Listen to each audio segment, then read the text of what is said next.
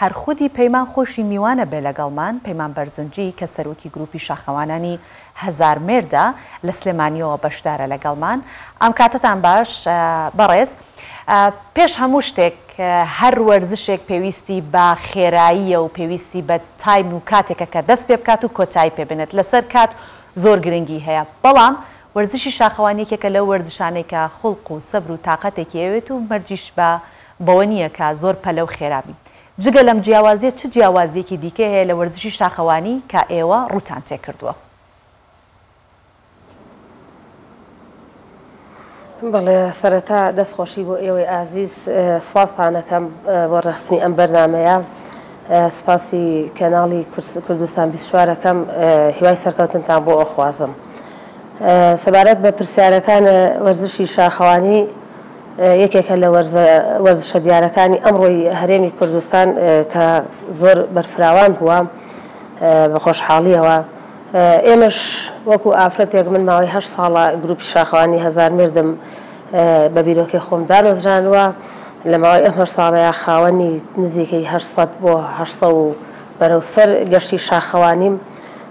زیاتر لە 400-500 یان لەم گەشتانە هەمووی گەشتی تایبەتی شخصی خۆمەکە کردومە. زۆربەی هەرە زۆری لوتکە سەخت و مەترسیەکانی هەرێمی کوردستان گەڕاوم و بڕیمە سوپاس بۆخوای گەورە. دوو جار چوومەتە شاخی دەماوەند لە وڵاتی ئێران و چەند شاخ و لوتکەیشی کەی لەسەر و 3000-4000ەوە.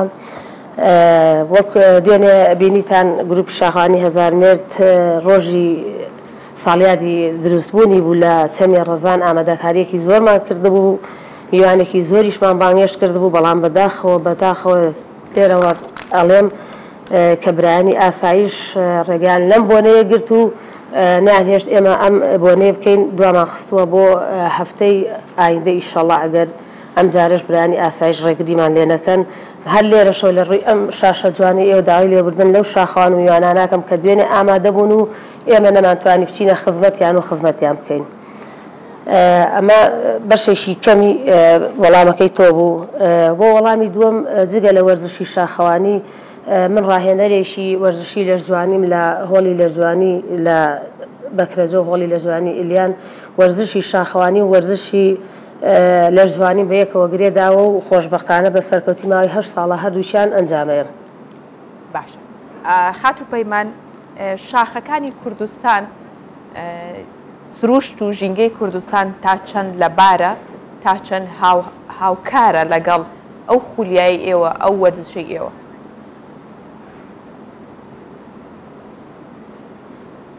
وڵی جوانە پرسیارەکە و تێ نەگەشتم دانگەکە زۆر کزدا. حەزم کرد بزانم تا چەند ژینگەی کوردستان شاخەکانی کوردستان سروشتی کوردستان هاوکار و لەبارە بۆ شاخەوانی؟ بەڵێ سروشت و شاخەکانی کوردستان بۆ من بۆتە باوەشی دایک.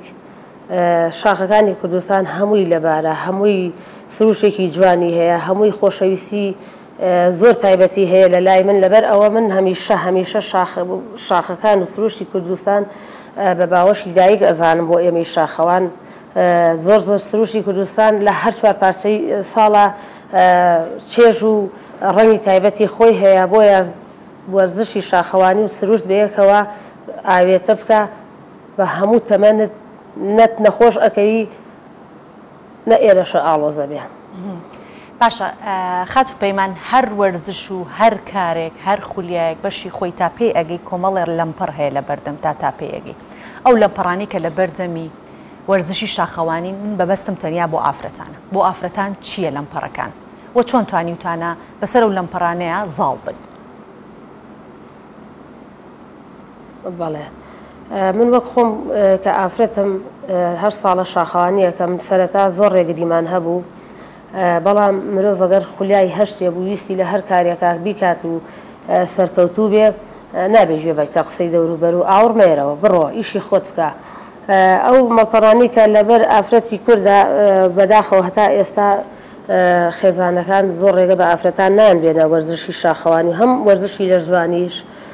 ئەمە بۆ تا هۆکارێک بۆ ئەوەی کە ئافرەتان کەمتر لە بوارەکە دەرکەون چونکە تۆ ئەڕۆیتە شاخ کە چوویتە شاخ لەوانێ بە بۆنەی هەر کارێکە بێ ئاچیتە شاخێک تۆ ئەو کاتێک کە داو ناوسێرەکەی لەو کاتە ناتوانانی ئەو ماوەیە ببڕیکە سەرکەوتی تو بێتەوە خوارە و بگەڕێتەوە درەنگ ئەکەوی کاتەکە و کاتێکی ترەکە ئەگەڕێتە ماڵەوە لەبەر ئەوە هەنێ جار کێشە دروست ئەبێ لە ناو خێزانەکارە بۆ ئافرەتان ئەمە ڕێگری سەرەکیە لە بەردەم ئافرەتانە کە هەتا ئێستا لەلایەن کەسوکاریانەوە لەبەر ئەم هۆکارانە زۆر ڕێیان پێنایەنە بواری وەرزشەکە و کەمتر دەرئەکەون لە پیاوان. باشە خات و پەیمان وەرزشی شاخەوانی یاخود بوارەکەی دیکەشتان کە باسی کرد لە شتوانی تا چەند ئەتوانێت بتکاتە خاوەن کەسێکی تەندروست خاوەن کەسێکی دەروون ئارام و تەندروست باش؟ بەڵێ وەرزشی لە ژوانی من سەرەتاکە دەستم کرد بە وەرزشی لە ژوانی دەستم پێ کرد هەم وەرزشی شاخانی هەم وەرزشی لە ژوانیش ئەگەر تۆ زۆر لەگەڵ یا تێکەڵ ببی ئەوتر ئەمە بە هیچ شێوەیە ناتوانانی واز لەم دوو وەرزشە بێنی. وەرزشی لە ژوانی لە شولارێکی ڕێکی یاوە بە من ئەمەش لە ناو وەرزشە باو دیارە تۆ چ لە بواری شاخوانی چ لە بواری وەرزشی لە جوانیە ئەگەر دەربکەوی ئەبێ بەپێی ئەو دوو وەرزشەکە ئەیکەی جستی تۆ بەو شێوازە ڕێکەوت بێکەوە هەم وەرزشی شاخەوانی و شاخەوانیەکەی هەم وەرزشێکی لە جوانیشی وەرزشی شاخەوانیش و وەرزشی لە جوانیش زۆر شتیان بە من بەخشیوە.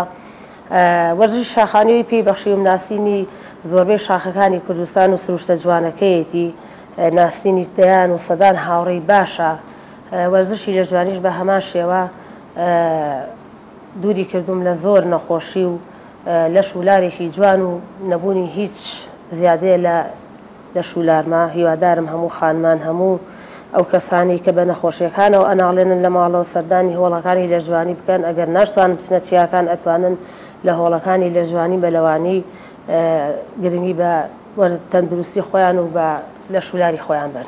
باشە خات و پەیمان من نەگەڕێمەوە سەر وەڵامی یەکێک لە پرسیارەکان کە هاوکار ماژە لێ کردی باسی سروشتی کوردستانی کرد کە چەندێک لەبارە تۆ لە یەکچوونێکت بە سروشتی نیشتیمان کرد لەگەڵ دایکە ئەوتت کە وەکو باوشی دایک وایە تا چەندە شاخەوانان هەوڵ ئەدەن ئەو باوشی دایکە هەر بەو ئارامیە بمێنێتەوە مەبەستم لەو ئارامیە ئەوەیە کە ژینگەکەی بپارێزرێت بە جوانی خۆی بهێڵڕێت چونکە هەندێک شوێن هەیە و هەندێک ناوچە هەیە بکرێ هێشتا دەستی کەسی پێ نەگەیشتەوە بەڵام بە بەردەوام خەڵک ناتوانێت بچێتەوە بەڵام گروپە شاخەوانیەکان ئەتوانن ڕەنگە مانگی یەکجار بگەنە ئەو شوێنانە ئەگەر ئەوان ژینگەکەی بشێوێنن کەسی ئاسایی یاخود ئەوانەی کە لایانی پەیوەندیدارە ناچۆن یاخود دەستیان ناگە بۆ شوێنانە کە خاوێنی بکەنەوە و ژینگەکەی پاکرا بگن چەنێ ئەمە ئەرکە لە سەرشانی ئێوە ئەو باوشی دایکە ئەو ژینگە جوانە بە جوانی و بە پاکیەکەی خۆی ڕابگرن.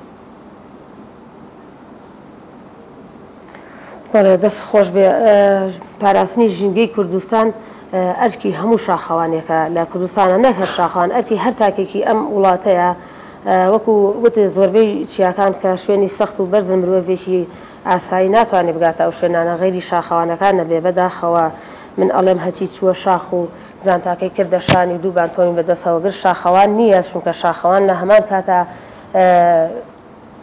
یاسای خۆی هەیە شاخەوان بە مانای وشەکەی خۆی ئەبێ شاخەوان بی ئەبێ وەرزش دۆست بی ئەبێ ژینگە دۆستیش بی ئەبێ شاخوانی یعنی ئەخلاق و ڕەوشت چ بەرامبەر بە سروشت چ بەرامبەر بە کەسانی دەوروبەر. من بەلامۆ سەیرە خەڵک ئاچێتە و شاخە جانتاکەی پڕەکە لە ئاو بە قورسی سەری ئەخا بەڵام زۆر بەداخەوە کە بەتاڵێکە ئەیخوا ناتوانێت بیهێنێتەوە لەگەڵ خۆیان بە قورسی سەری ئەخا بە بەتاڵی بۆی نایەتەوە بۆ لەبەری سروشتەکەی خۆی خۆش نایە لولێکا و فڕاتە پەنادارێکەوە زۆر بەداخەوە هەموو کادوتمە ئەو لوتکە بەرز و شوێنە سەختانەی کە ژینگەیان پیس کراوە هەمووی شاخەوانەکانن بەڵام هەموو شاخەوانێ نا چونکە کەسانی ئاسایی ناگەنە ئەو شوێنانە ئێستا لە ناو شاخانانە دیادەیەکی کەش هەیە ئەو تابلوانی کە گروپە شاخانەکان لەسەر لوتکەکان دانێن بەداخەوە هەنێک لە شاخوانەکانی کە کەڕکەبەراتی لە بینیانە هەیە ئەڕۆن ئەو تابلویانە ئەبڕنە و فڕێ ئێن ئەجا ئەگەریشێ بەزەی بە تابلۆکانانێتەوە کە بە ئەرچێکی زۆر گەشتۆتە سەر ئەو لوتکە سەختانە چۆن بەزەی بە سروشتی کوردستان ئاەتەوە. من بۆ خۆم خەڵکم بینیوە کە چەند شتی فراوتمە بۆ فڕێ ئێ وتێتی سروشتی کوردستانشی کوردستان خۆی ماوە تا سروشتی هەبێ زۆر بەداخەوە هەتا ئێستا خەڵکی ئێمە وڵاتی خۆی خۆش ناوێت سروشتی خۆی خۆش ناوێت.